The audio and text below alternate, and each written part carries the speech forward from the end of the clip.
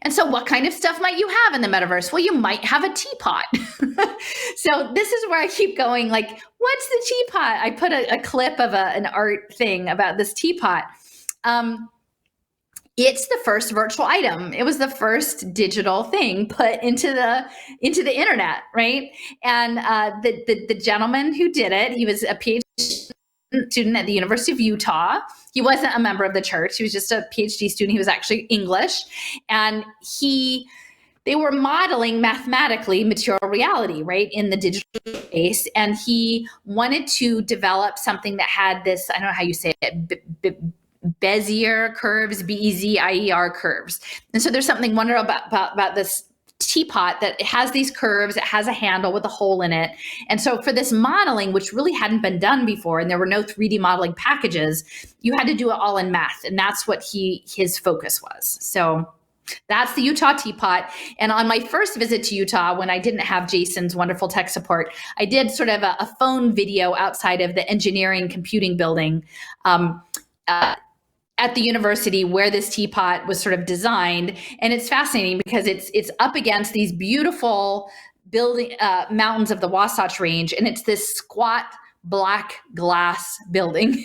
It's like this little black glass cube that's like mirrored glass that just is totally antithetical to the natural environment that's around it. And I think it has a nuclear reactor underneath it too. Okay, so this is an art piece. The short film is 4 minutes long, and I didn't do all 4. I have like 2 minutes of it. But I will draw your attention to, this is supposed to be a representation of the idea of having this idea of modeling the teapot. And the woman will say, this was going to change the world. Okay. So if you imagine what the metaverse is, like creating this whole new empire, it really is changing the world. And when they stand up like the first time they stand up and have a very awkward pose with their arms that are straight out to the side, that is like a character rig that you use when you have a video game designed person before they've been programmed to do anything, walk around, move themselves. They just hang like zombies, like a T-shaped zombie. And so I really do feel like that initial move where their arms flail out is an echo of that. So you want to?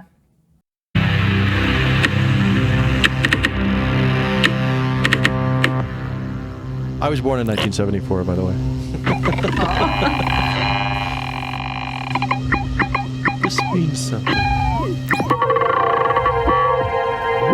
barcode. Huh? Yeah, the barcode and the teapot.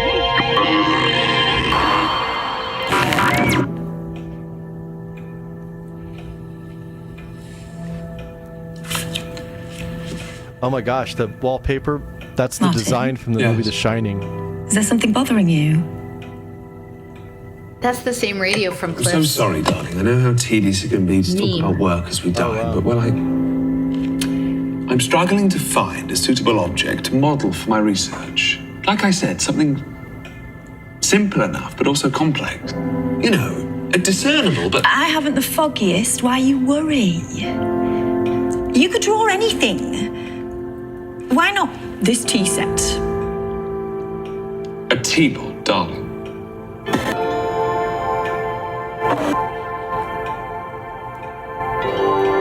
A teapot? A teapot. Although you do realise how extraordinary this could be. Extraordinary? It will transform culture. Transform culture? MTV, sat-navs, special effects. This teapot could change things forever. A teapot? Something so simple yet so revolutionary. A teapot! A teapot! A teapot! A teapot!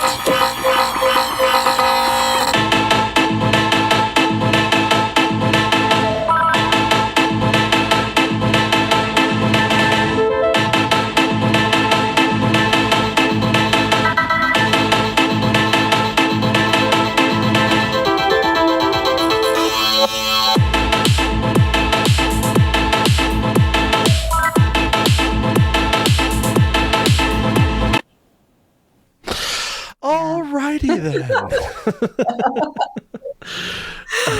Oh, but I think it's interesting when it says it can change things. It can change things in really big ways. And the more I started poking around into the story of the teapot and the Alice in Wonderland and the Looking Glass and Disney and the LDS Church and impact investing and consensus reality and digitally engineered biology and digitally engineered immersive media for character building, right? It all got really complicated, but in interesting ways. I mean, I don't know exactly what to say about it all, but it feels like there are very interesting intersections. And this artist, when they sort of glitch out, they're, I think, based in Manchester, which is where the Industrial Revolution was, which is where the graphene research is, which is where actually Chaim Weizmann,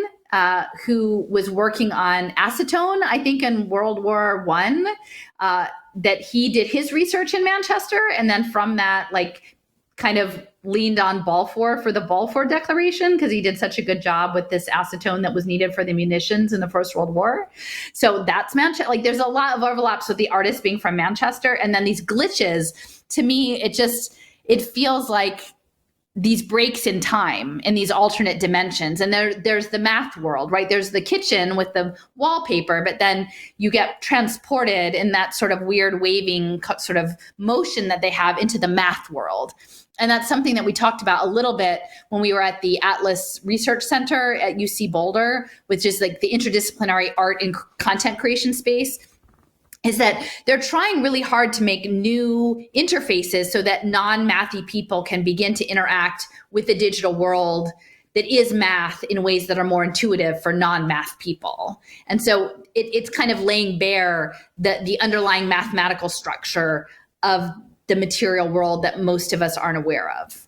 So it's Martin Newell. That's a picture of Martin. There's a teapot behind him.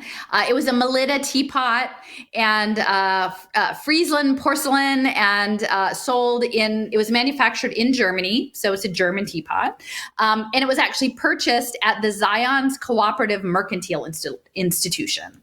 So I think that's interesting because it's one of the state's first department stores, and it's set up as a cooperative venture. So I'm going to talk about that a little bit more later. But I do have the source for this article that has a lot more detail about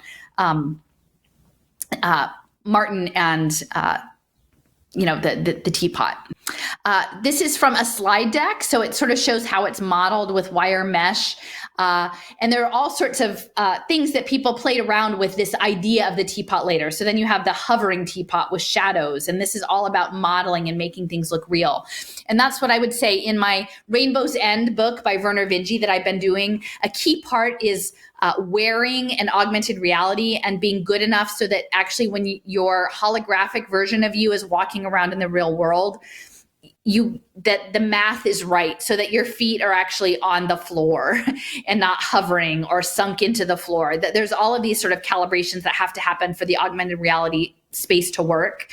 And that's something that we talked about in the geospatial area, and the atomic clock is all of the coordination and the math that happens with it. So Martin Newell, he decided to do the teapot, and then he created the math for it, and then he had to do it all by hand because there's no software, and then he sort of put it into the digital world. Now, I was kind of curious how Martin Newell, this UK guy, came to Salt Lake City, right? Because that seems like, no offense, I really actually did enjoy Utah quite a bit, but that seems like a stretch to come there in the early 1970s. So before, I was like, so what was he doing before? Well, before he was working at something called this Computer Aided Design Center in Cambridge in the late 1960s. And they were using essentially the supercomputer of the UK of that time, this Atlas II computer. And there were only two in the entire country. One was being used by their atomic weapon systems, and then one was being used in this design center, and it was part of a timeshare installation program.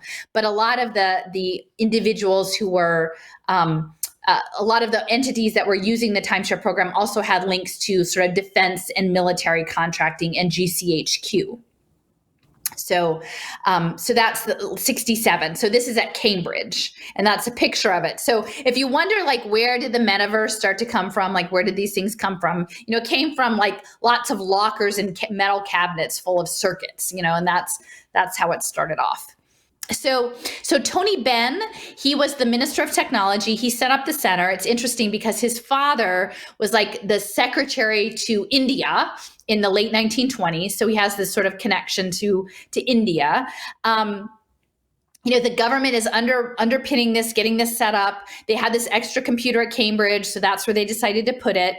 And you can see in the underline that Dick Newell and Martin Newell, who I believe are brothers, were both working there as of 1970. So the Utah Teapot is 1974.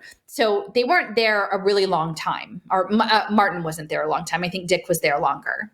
And if you're interested in some sort of computer nerdy, sort of interesting factoids, this is sort of a half an hour interview, and it's linked to here, but it's about the early history of the CAD Design Center. And in this, I found some interesting bits of information, again, about the timeshare, about the defense contracting, about sort of the structures of how it was set up, about some of the mechanics of how it all operated and the interfaces. But again, it was they emphasized that this was the top of the line super computer of its age, right? And so again, you situate Martin Newell in that he's, I'm assuming a relatively young guy who's got a job at like one of the top supercomputers in the UK. What's got him to go over to Salt Lake City to go to the University of Utah? I mean, that seems kind of far, right? So I was just wondering how that works. So I found a bit more out about that. Okay, so at the time, the University of Utah was being remade as a center for computer graphics. So its focus, and when I've been doing a lot of research into the tech space, and I'm not an expert at it by any means, but there's the standard, Stanford, MIT, Urbana-Champaign, UT Austin. There are some of the key players in early computing. I had not really heard of the University of Utah until I started doing my research for my first trip. So it was made to be a center for graphic design, which is the metaverse, and file compression. So to keep the file sizes, because the metaverse is going to take up a lot of storage, right? And so the gentleman came from a Berkeley project, this Project Genie, David Evans, and he was sent sort of to Utah to make this program happen. And this guy, Robert Taylor, I believe, he was working under Joe Licklider, and he awarded this big $5 million grant to make Utah that center. It didn't just happen by accident. It was remade in 1968. And again, this is right around the same time that they're setting up the ARPANET, that they had that Alta conference. Okay. And it says that Taylor would bring many to CSL, many Utah students, including Curry, Flagel, Martin Newell, and John Warnock. So, that's sort of how it was all interfacing.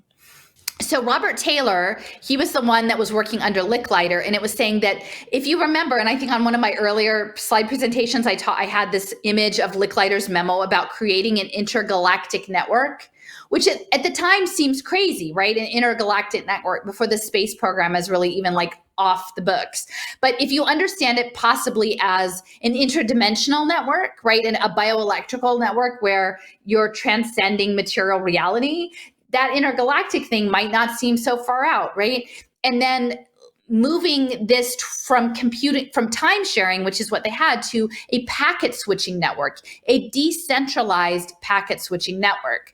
Now, I've read that before, but if you think about it in the context of decentralized meaning like a blockchain, and packet switching meaning like neural signals, then you start to feel like it's more like neural networks, right? Like blockchain neural networks and the Global Brain Project, that they were trying to move into this paradigm that would lead towards this cybernetic, like one world cybernetic consciousness. That Taylor, who was again funding the project at Utah, was behind the man-computer symbiosis, and that he envisioned this future that was based on a vision that Vannevar Bush actually had, that people would have their individual personalized computer units with monitors and keyboards and mice. And this was even back in the 60s. They had already envisioned this, and it was based on this idea of a Memex that Vannevar Bush had pushed out in the 40s. And the Memex is really like an extended brain, only it's a lot bulkier than your smartphone. But it's like a whole desk full of microfiche and data that are interlinked with hyperlinks and text. So this concept of an interconnected informational networked brain that exists outside of your body was something that has been in the pipeline for at least like 80 years. This is the Memex. This is the Vannevar Bush's Memex concept, is like a desk with interface screens and switches, which are on the right, and then an actual, like a photocopier for microfilm on the left that sends the signals into the brain. And that this guy actually in Seattle built one. Like they were never really ever meant to be commercially built, but he built a model of it and did a demonstration, which is kind of cool to actually watch that. So I talk about remaking the world as math, and I'm such not a math person, so I find this just incomprehensible, but some people work in the world that way. So this is what the teapot was modeled when it was modeled as math. It would look sort of like these coordinates. So just sort of showing that up. And that's the digital object, the digital representation. And then again, back to the Alice in Wonderland, that I think it's Dodson. What's the guy's name? It's not Lewis Carroll, but the pen name Lewis Carroll. He was actually a mathematician and a logician. And so he embedded math throughout the story. And they were talking about the Cheshire Cat being like the abstract math that was outside of material reality. So I sort of feel like the teapot is a bit like that, like the Cheshire Cat moving from the real cat into just the smile version, the wireframe version. And this became like lifted up, like the earliest meme that people, it was, you would make your own Utah teapot, and everybody had their own different kinds and their own different representations, like a coming of age, like you would make your own version of the teapot. And then they became cultural symbols. So they were dropped into all sorts of pop culture. So there was one in The Simpsons, which is this bottom image here. There's a gentleman who I think is a professor from Spain who collected, like he wrote a 120-page ebook about all the Utah teapots. So you can go through, there's a link and you can browse them. Now, before we move on, I just want to mention the Zion's ZCMI, which is the collective department store, that this was envisioned by Brigham Young, and it was a way of sort of again, supporting the community and the economic empowerment of the community in a collective way, and that it was meant to be ongoing. So the ZCMI, it says that its true purpose was to prepare the saints to live a higher law. But he wanted to establish at Brigham Young, this cooperative movement is only a stepping stone to what is called the Order of Enoch, but which is in reality the order of heaven. And so the store was part of that. And I think that this is really central to the blockchain free market virtual element that we're moving into, with like the mutual funds and representing yourselves through positive digital business transactions and social transactions, is that if you have the right transactional natures, that you will somehow be a better person. So they started to have all these branches of these department stores. And this is where the Salt Lake City flagship was where Martin got the teapot. But that part of the collective would be the co-op stores. They were supposed to serve as poverty alleviation, which I think is really interesting when you think about it. I mean, I think ultimately it went out of business, but not until the 1990s. But this idea of, if you listen to what the anarcho-cyber socialists are saying, they're literally envisioning blockchain villages with like molten salt nuclear reactors where they're all doing everything on blockchain. And I can totally see this concept fitting in with their ideology of what they think society should be, of a technologically managed society, and that this would somehow uplift everyone by putting everybody in the machine. And it said that in terms of owning shares in it, that call on the brethren and sisters who are poor and tell them to put in their $5 or their $25. Do not let these men with capital take all the shares, but let the poor have them. We want the poor brethren and sisters to have the advantage of it. So I think my gut, and I've talked to my friend Judith in Florida, who's very aware of like cooperative law. It seems like they've been making inroads into try to sort of take over or revise laws around cooperatives to open them up maybe in a non-consensual way to capital and to these systems and to blockchain and to impact investing. And I know that I've seen worker cooperatives being set up for pay for success because they use like worker health and well-being as a metric, as an impact metric. So they're really trying to get into the idea of the cooperative. And I think it's interesting that historically, at least, the Church of Jesus Christ of Latter-day Saints has this history of the cooperative business movement, better unity, economic development, and poverty alleviation. That to me is really interesting if you start to mix in the blockchain part. And this is just an image of the flagship store. So the Teapot kind of goes back to the department store. There was also another insertion of the Teapot in the Toy Story, which was Pixar. And what I didn't realize till we got to Utah and we started plotting out our plans to go up to Alta about Edwin Catmull, who was at the University of Utah at the same time Martin Newell was there.